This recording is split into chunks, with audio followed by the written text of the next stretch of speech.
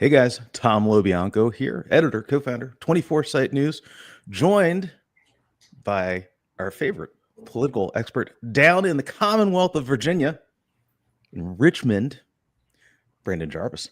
Brandon, what's up, dude?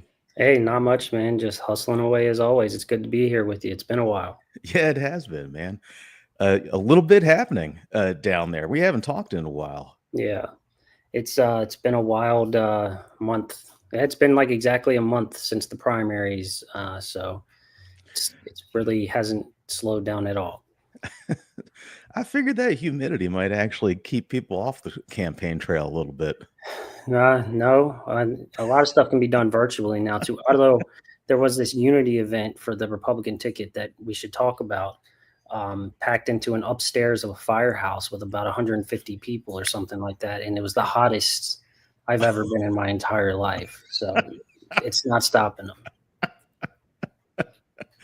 Oh boy! Not to mention the profligate hot air Oh yeah, being pumped into an enclosed space. yeah. It was an adventure. Well, let's get into it. And guys, of course, if you are not already, if you're watching us on Substack, please hit the that little heart button down there at the bottom as we go along. If you like something, if you don't like something, you can respond to it that way too. As engagement goes, it's just one option. Okay.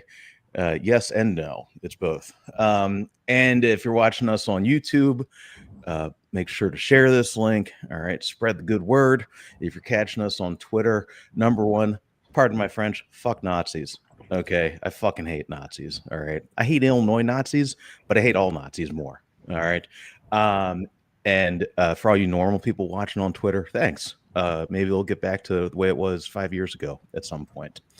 And if and when that happens, I'll probably engage on there more often than I do. Brandon Jarvis runs Virginia Scope News. Okay.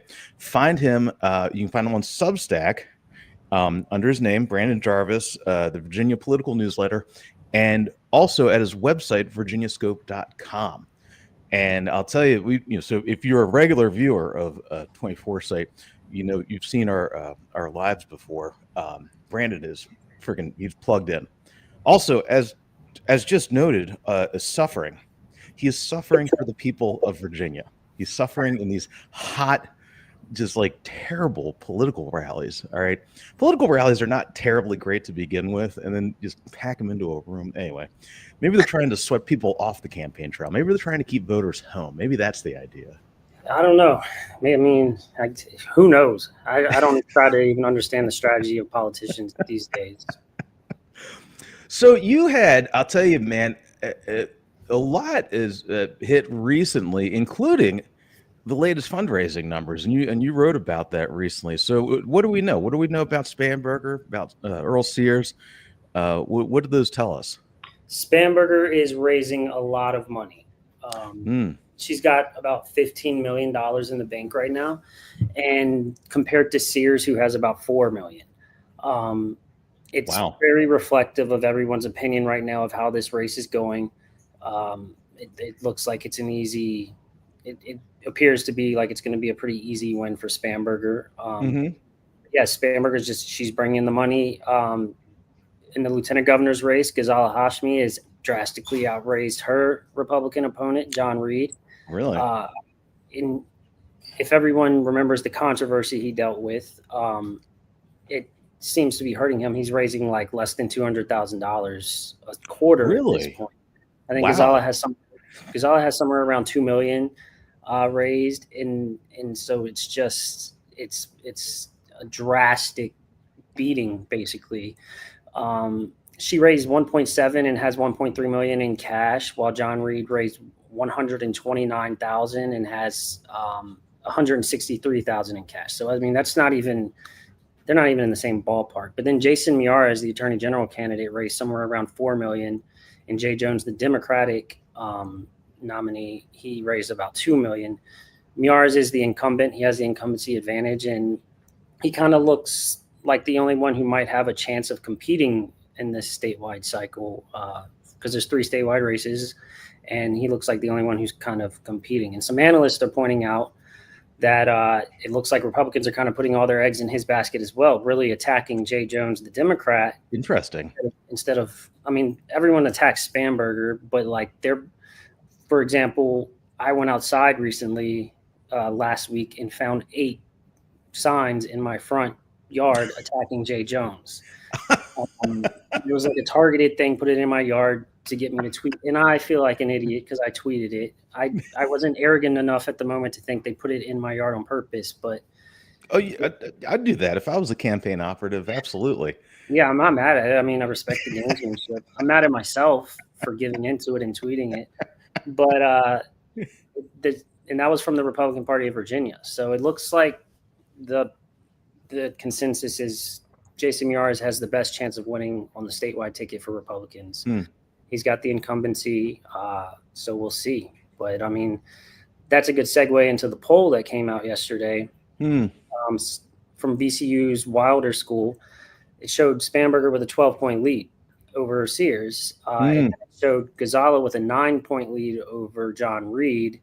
But it also showed Jay Jones with a 9-point lead over Jason Miyares. So despite the money, everything that's going on, it still looks like Democrats are in a great position up and down the ticket, even down the House races for some big wins this year. Expanding their majority in the House is another big option. They have a 51-49 majority right now.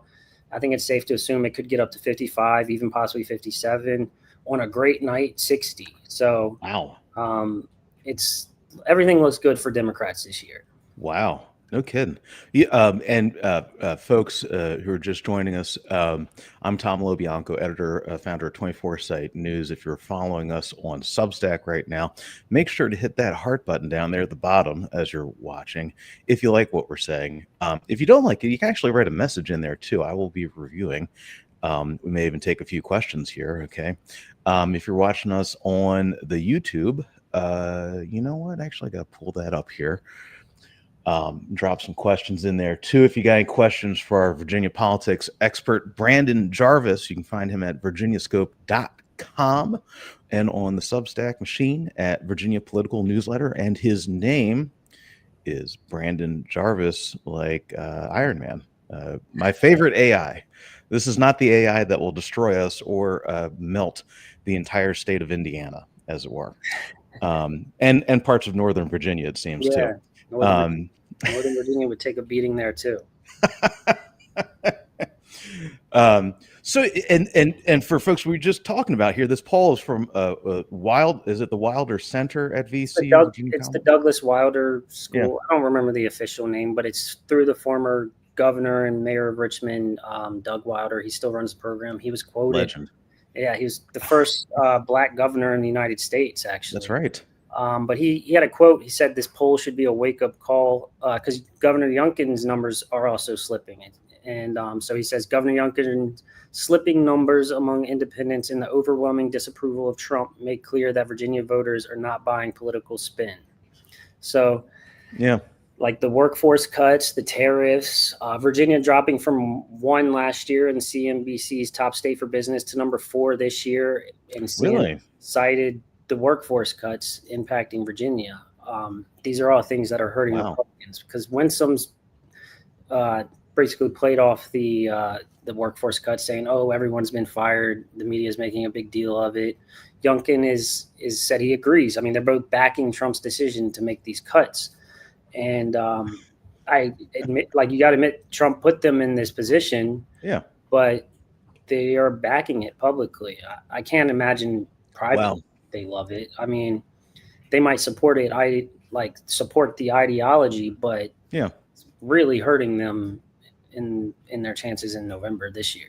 Really, I mean, really stunning. And also, I would note this, as they say politically, the stickiness of this issue, which, you know, I think you can make a pretty good argument that people out of work remember that more often than other issues. It literally hits right at home.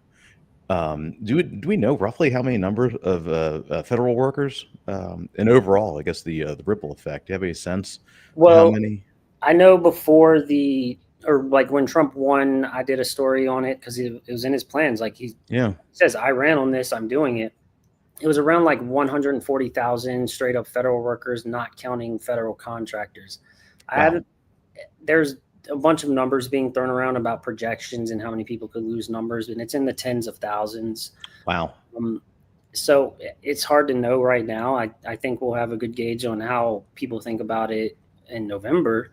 And I know these types of things take a while, but that, and then there's also the immigration crackdown that's happening in Virginia. Like a lot of moderates, independents on the surface are like, yes, if you come here illegally, that, I mean, you're breaking the law. But as more and more people get detained and deported for stuff like showing up to pay a traffic fine in court, that starts to impact more people. And those people know people who before were like, oh, they're illegal, but then it happens to someone they're knowing, and they're like, oh, this was like a person that didn't deserve this. So all of these things are starting to impact moderate votes and independent votes, and we're seeing it in the polls as slipping support for Republicans. Hang tight 1 second while I pull up our YouTube. Just want to make sure for anybody watching on YouTube, if you want to drop in some comments and questions on the Virginia elections, same thing over on Substack, guys. Drop them in there. For those who don't know, one of the reasons I started the Virginia coverage with 24 site, start paying more attention to it, is because number one, it is perhaps the best it will be the best actual poll of voter sentiment of this new White House, this new Trump White House, when the votes are cast, or I guess done being cast in November. And that's why we started. Sic Semper Tyrannis, which I would note is not named after John Wilkes Booth. I've had that question a lot. It's actually named after the Virginia state motto, dating back to before the Revolutionary War, I believe, 1775, something like that. It's old. It's old, baby. not all the way back to James Smith, but a good ways back. And Brandon Jarvis knows a ton about Virginia politics. Before we go to so before we hit on immigration, you've been doing a lot of great coverage there, and I just want to note Doug Wilder is still alive. Yeah, I was shocked by this. He is old, but I mean, he's still there. I mean, he does interviews and he's sharp. Wow. And he does some controversial things. He wouldn't endorse Terry McAuliffe in 2021 for governor. He didn't outright endorse Youngkin, but a Democrat not endorsing a Democrat is basically endorsing a Republican, And it was kind of a racial thing. Terry ran against two black women in the primary. And Doug didn't love that. And then there was also Justin Fairfax in the primary, but he had his own long list of scandals to deal with. So, yeah, he's around. He's kicking. He's doing a newsletter. He's running awesome. This school. I mean, it's interesting to see. But I mean, he's still got it. He's a card, man. That guy's a character. Yeah, one of the great political characters of our times, and thank God still around. I mean, that era of the late 80s, early 90s in the DMV at the same time, you had William Dowland Schaefer in Annapolis as the governor after being longtime mayor, Marion Barry in DC, Marion Barry, and Doug Wilder. Yeah, I mean, you couldn't find a better place for politics back then. Yeah, I was just being born, so I don't know too much about it, but I've heard stories, and I mean, he ran a record. I mean, it was a history-making run, and then after that, he came back to Richmond and advocated for a strong mayor system, which we don't have many of those in Virginia. It's where there's an actual executive mayor who operates the city. We usually have city managers or board of supervisors and stuff like that.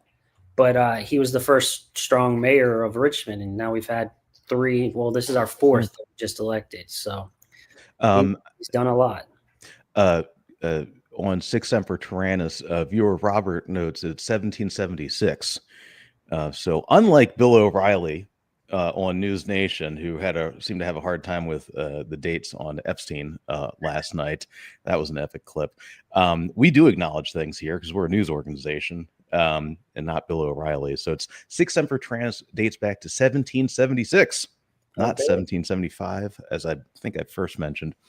Well, let's get to, it's so fascinating with Virginia being, a testing ground and a battleground, which we don't always hear a lot about, even it being in such close proximity to DC. And you've been writing a lot about the immigration battles going on right now. And give us the latest on that. What's happening? So we in Chesterfield County is a very large Hispanic population. It's just outside of Richmond, and ICE has been showing up to the courthouse. I first heard about it at the end of June, and me and a Radio IQ colleague went to the courthouse, and we saw them. I approached them. I was like, "Are you ICE?" They were like, "We can't talk to press," which immediately is like, "All right, normal people don't say that." And I was like, "Well, can you confirm or deny your ICE?" And they were like, "No." They ended up taking 15 people that week who were largely there for traffic violations, like registration fines and stuff like that. Wow. They would wait for them in plain clothes in this little hallway that you go into after your hearing. So it's not in public view, which the sheriff told me is to prevent what happened in Charlottesville in April, where they had a lot of protests and stuff after people were being publicly arrested in the hallway. And so they would take them take them out of hallway, go outside behind this fence that's covered with sheriff deputies holding up umbrellas so that no one could see, and put them in a car and drive away. Wow. And they ended up having some protests, and it got heated. And it was, Chesterfield County is just a suburban county outside of Richmond, but they've always had a big ICE presence at the courthouse. And the sheriff, he's kind of playing both sides of this. He's like, "I don't want them here." He's like, "I kind of hope these news reports show people to just not come, and so that they don't have it," because he is a Republican, but he doesn't like all this drama unfolding. He was like, "I haven't heard about this in Henrico or in Richmond. Why is it happening here?" And so, yeah, there's that. He says his deputies aren't physically detaining people, but they are guiding them to the ICE agents. So it's kind of like you're not physically putting the cuffs on them, but you're setting them up to be detained. There's 15 people were detained, and then a couple weeks went by, and now ICE is back in the courthouse again this week, detaining people. Wow. And a TV reporter in the area, Tyler Lane, FOIA'd, and it found that 10 of the 15 people were just there for traffic violations and minor things. No one had a past conviction of a violent crime. Two of the 15 were charged in the past with a violent crime, but they weren't convicted.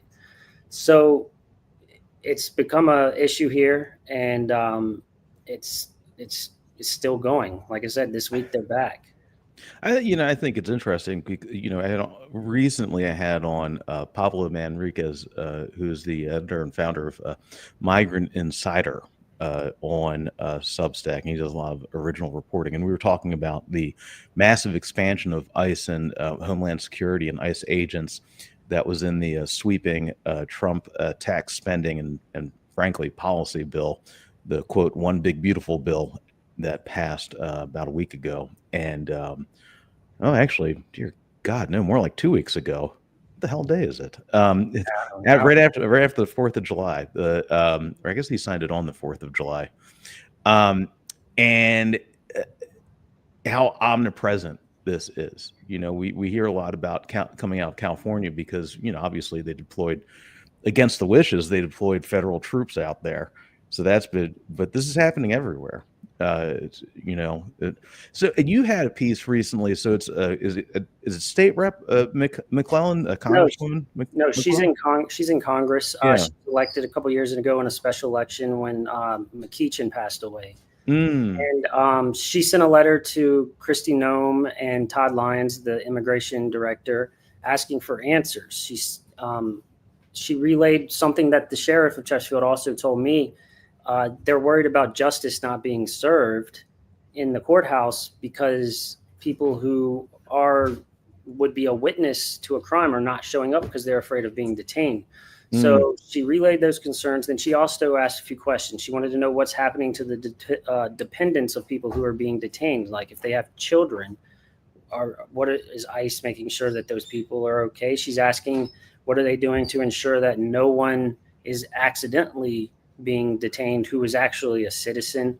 And she's just asking for questions, trying to bring attention. She's saying it's bringing negative impacts to the community. She said in South Richmond, they've seen something like a 36% decrease in domestic violence calls. And it's not that there's a 36% decrease in domestic violence. It's that people are afraid to call the police because they're afraid of getting detained themselves as a witness or a victim.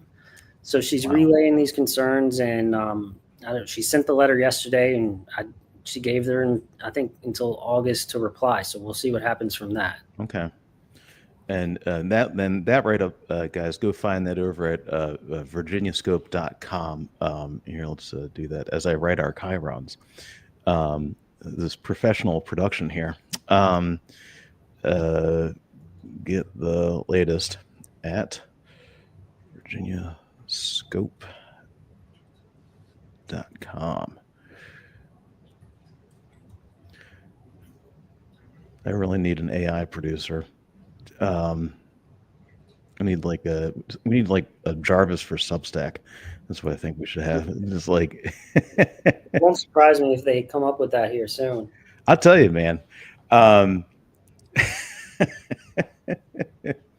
What have they been talking about on the trail? I mean, I'm sure there is some measure of unified messaging, but I mean, what are the big talking points right now? What do the R's and the D's think is working? So Democrats seem to think that, or Democrats are talking about lowering crime.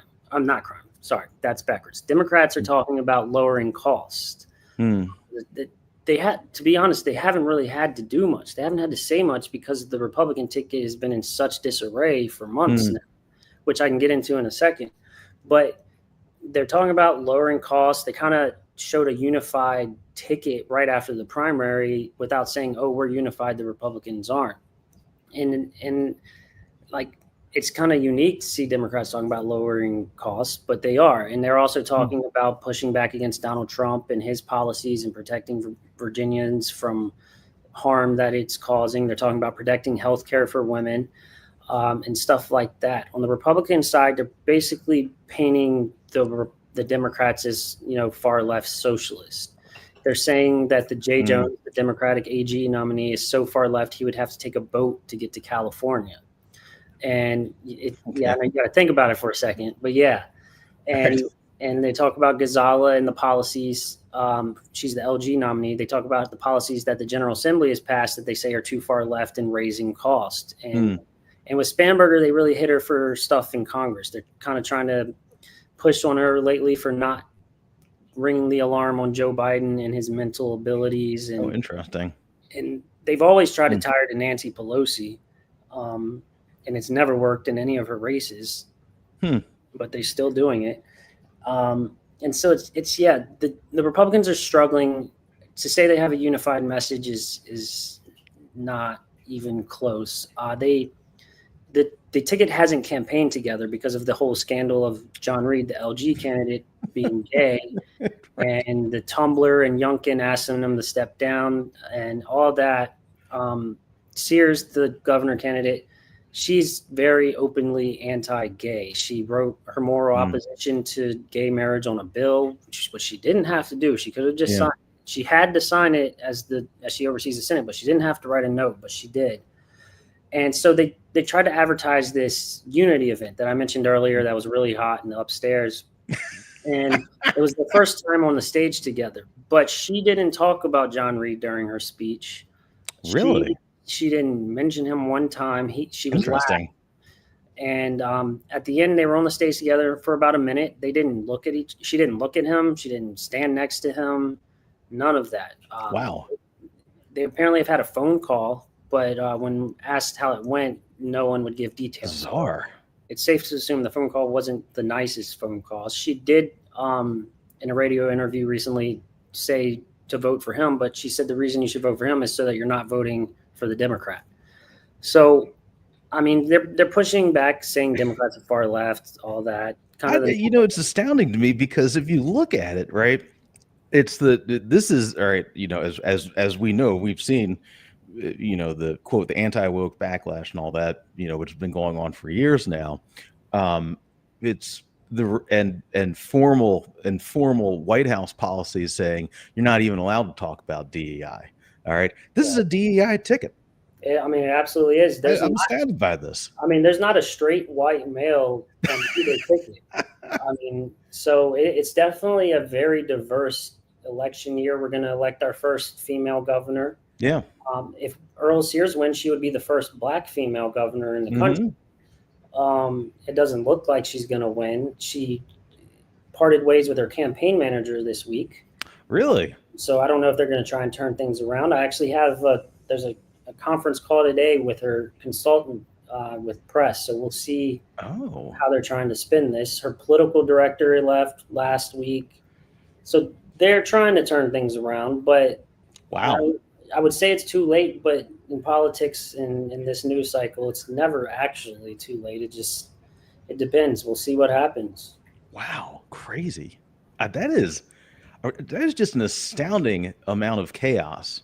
Yeah, well, to be fair, her campaign manager was a pastor who has zero experience in politics. So it almost seems like she's not even trying to win, I think she wants to win. I just don't think she's really putting forth the best effort to win. I've seen that sometimes, in other races. And you always wonder about that, like, because generally speaking, most ambitious every politician is broadly speaking ambitious, but once you get up to that tier, usually they have enough of a sense of self-importance that the drive pairs well with the ego. Yeah. It's an interesting year. Wow. It would have been hard for Republicans to win no matter what with Trump in office, but they're not necessarily putting their best foot forward at the top of the ticket. And to be fair, Jason Miyares is running a solid campaign. He's essentially defining Jay Jones as soft Jay Jones, soft on crime. He isn't really doing anything but saying he's Jason won't stand up to Trump. So like Miyares has a chance, but if we're thinking there's going to be a 10% difference in votes, like between the governor and AG, it's hard to imagine that world. A 10 ticket split, that doesn't happen much now.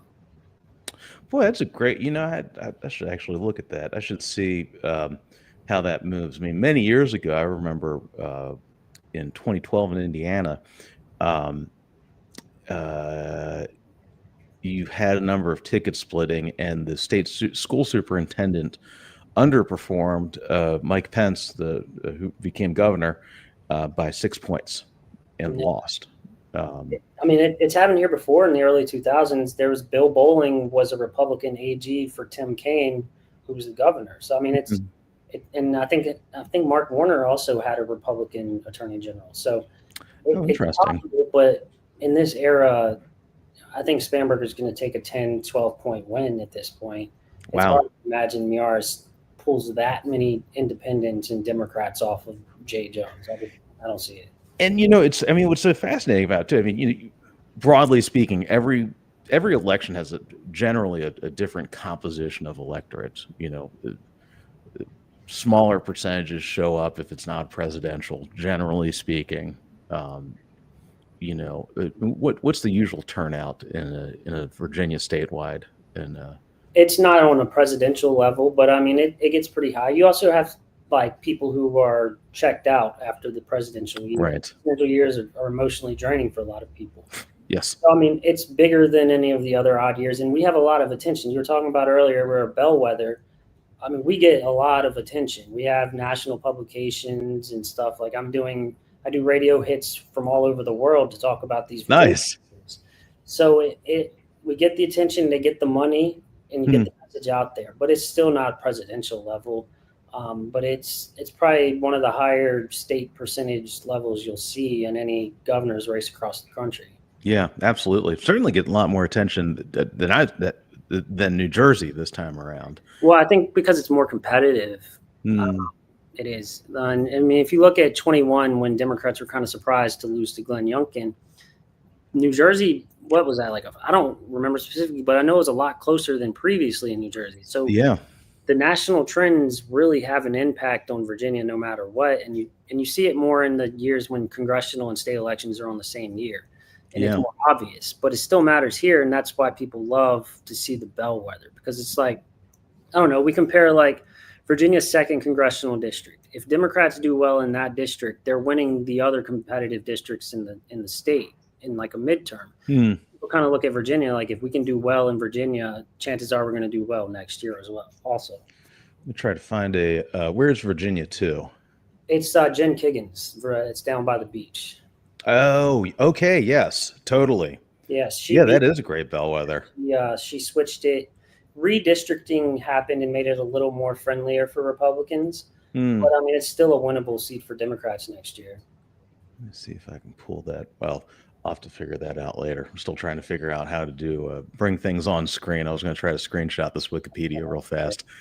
So that's for anybody who's not Virginia. That's down Virginia Beach, Norfolk, down around there. Yeah, and Jen Kiggins. It used to be repped by the Democrat Elaine Luria, who she flipped it in 2018 from the Republican Scott Taylor when Virginia flipped 3 congressional. I remember that. Yeah, big military presence.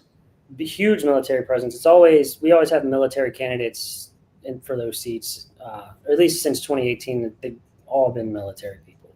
What's that big race? I'm blanking on it right now. It was like that crazy expensive House race where it's stretches down from like Richmond down to there. It's like a horizontal zigzag. Well, that would be Rod Whitman's district, but it's not.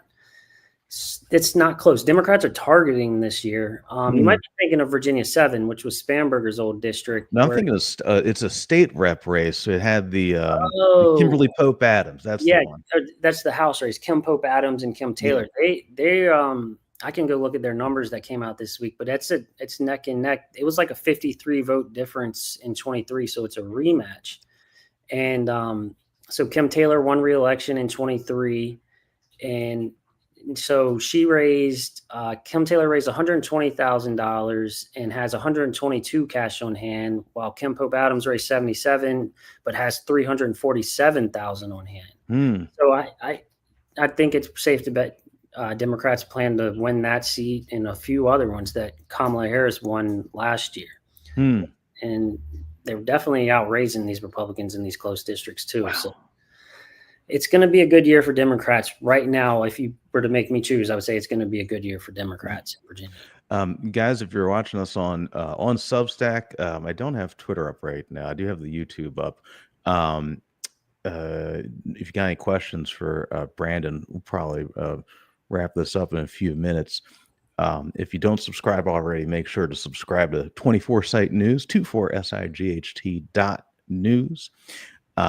Hit that love button. Help us out, help out independent journalism. Get the latest. I wrote that Chiron. Look at that beautiful Chiron. Look at that, virginiascope.com. And Brandon Jarvis is the editor and founder. I assume it's yours, right? You made it. It's all me. Hell yeah, baby. I help now, but yes, I founded it. Yes. Nice. I am shocked by this chaos in the Sears campaign. It's wild. The consultants who aren't paid by her currently are just roasting her behind the scenes. Chris LaCivita has publicly said things multiple times, called them morons, stuff like that, amateurs. He's not talking about Sears specifically. He's just talking about her staff, which is her consultants are Cold Spark, who ran Nikki Haley's campaign. And you know how Trump is all anyone who works for Haley can't work for me. And Chris LaCivita is kind of like he's a legend in Virginia. Chris, he lives right outside the city. Yeah. So he keeps his hand on the pulse here, and he has not shied away from commenting on the troubles behind the scenes for the Earl Sears campaign. Yeah, so when he's not in Albania, he's in Richmond. Well, he might be in Albania sitting at a bar firing off tweets. Who knows? Well, that's fascinating. I mean, again, it goes to show not just the national trends, but also the vindictiveness of the Trump folks in trying to ice out any other Republican, because it was Republican political operatives, any of them, because it was Jeff Rowe, the former longtime Ted Cruz guy. I think he's still with Ted, who did Youngkin. And so. And they stayed with Youngkin after for a while, but they're like out of the mix now. There's some like super in the weeds dynamics between consultants here that I won't bore your people with, but they left. They're not Youngkin people anymore. And I don't really know what happened. I mean, they went to DeSantis and ran the DeSantis stuff. Right. Yes. So I don't know. I don't think there's like bad blood, but they moved on. They're doing other stuff. I mean, it's a huge operation. It's Axiom, I think, is the name of it. It's massive. They call it the Walmart of Republican politics, or they used to. Roe had a personal hand in the Youngkin race. It's huge. Yeah. Davis ran the day-to-day, but Roe was around. He was at events. And he's not someone to back down either. I haven't really seen La Savita or anyone really go at Roe like they have Cold Spark. And it's worth pointing out, Trump hasn't come out and endorsed Earl Sears. That's interesting. Yeah. Well, who's this new consultant? Cold Spark. The new consultant is Cold Spark? Yeah, they took over a few months ago. She's had like 5 in the past few years. She's run through staff. And so, yeah, it's still Cold Spark right now. That's who is holding the meeting today that we're supposed to talk about her campaign. So we'll see what they have to say. No kidding. About the new manager and everything. But they're still there, as far as I know. It could change. It's changed a lot. During her LG campaign, she fired her whole staff one night. So it wouldn't surprise me if that happens again. But did Haley? A lot of people forget this. Hell, I even forget it. It wasn't that long ago that Haley was still doing really strong in the primaries, presidential primaries. Yeah, she came to Virginia. Youngkin campaigned, or she came to campaign for Youngkin in 21. I don't think Youngkin endorsed anyone in the presidential primary. Right, and I remember. Is he trying to run for president again? I think he likes his name in the mix. I don't know how well he will do if he runs for president. Was that a Super Tuesday? Yeah, we're Super Tuesday. Yeah. Well, Trump romped her, definitely 63% to 35%. In the March 5th, 2024 Republican primary. Yeah. That's interesting. But, a lot of longtime conservatives, and Cold Spark and a lot of the Haley team are kind of those older mainline conservatives. So that makes sense. A lot of that rooted in Virginia. Fascinating. Yeah.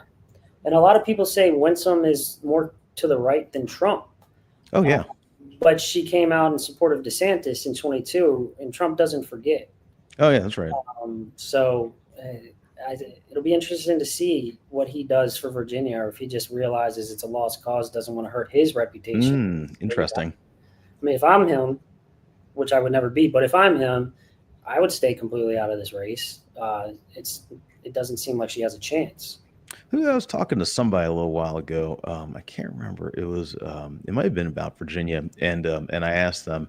This is a Democratic operative, and I said, you think is like right after Wisconsin. I said, you think Elon's going to show up in Virginia? And they're like, we'd love it if he did. They would absolutely love it. Every statewide candidate was talking about, we're going to stand up to Donald Trump and Elon Musk. Now it's just Donald Trump again. But they would love it. I mean, I don't know how much money they would have to spend to make up these double-digit differences in the polls.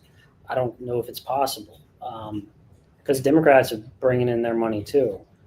But we got to remember too. I mean, I'm just thinking about what you said about would Trump show up or not? I mean, it's going to reflect on him whether he shows up at all, because I mean, it's a referendum on the person in the White House. It is. But then I think about in what was it, 22 midterms, Youngkin traveled the country campaigning with all these candidates trying to flip seats, and they all lost. And that basically was the end to Youngkin's presidential ambitions for now. So I think it's more of like lose a lot by helping win some and campaigning with her, or lose moderately or less by just staying out of it. And I mean, Trump is Trump, but you can't.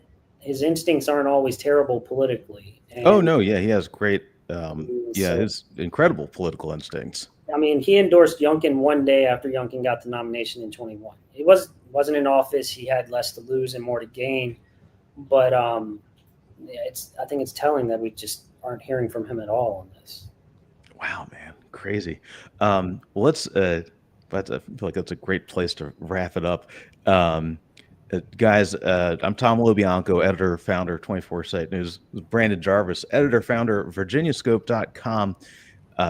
Have Brandon on here regularly for every fucking update we do is just the craziest goddamn thing. I'm sorry, I'm cursing. All right. I know I'm not supposed to do that for the YouTube or whatever, but holy hell. All right. I mean, like what, 2023 was the OnlyFans thing. And then we had that one lady this time around. She's like, I'm a swinger. I just want everybody to know that I'm a swinger. And she puts that out there. It's like, okay. I just think she was recruiting new client or new partners. That's got to be the only reason. It's not going to help you. And no one was threatening her. She straight up was like, no one's threatening to put this out, but I'm going to tell you. I just can't believe it, man.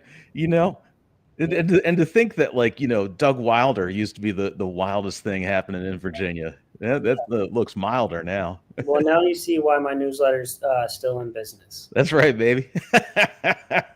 Well, stay cool down there, man. Try to avoid those unity rallies if you can. I'll try, but it is good content. All right, guys. We're going to have tomorrow, we're going to have Adam Klasfeld on with legal updates. So Klasfeld writes All Rise News. Go check him out. He's been covering the Abrego Garcia trial. He covered the Diddy trial.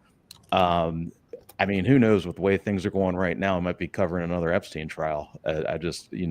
But he knows all things courts. Great friend of 24 Site News. So we'll be on with him tomorrow at noon. Look for an update on that.